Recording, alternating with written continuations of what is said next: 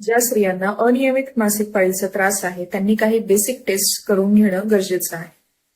पहिलं म्हणजे complete blood count, CBC.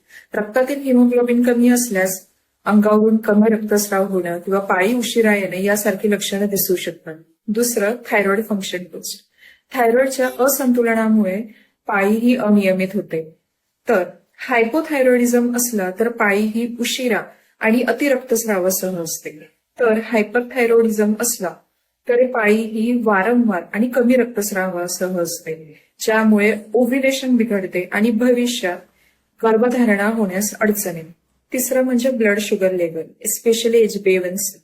जर ही व्हॅल्यू जास्त असेल तर त्यामुळे डायबिटीज आणि इन्सुलिन रेझिस्टन्स तयार होतो आणि त्यामुळे हॉर्मोनल इम्बॅलन्स होतो आणि पाळी बिघडते. याचंच रूपांतर पुढे कालांतराने PCOS म्हणजेच पॉलिसिस्टिक ओव्हरियन सिंड्रोम या आजारात तयार होतं.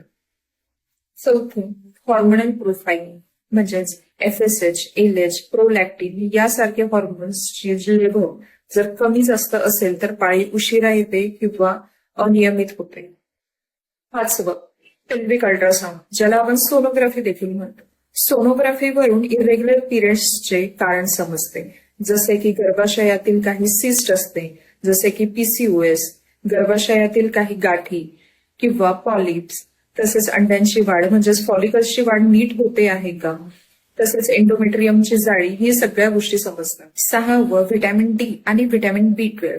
जर यांची डेफिशियन्सी असेल तर ते हॉर्मोनल इम्बॅलन्स घडवून आणतात, ज्यामुळे ओव्हरीज त्यांचं काम नीट व्यवस्थित करू शकत नाही आणि पुढे पाळी ही इरेग्युलर होते.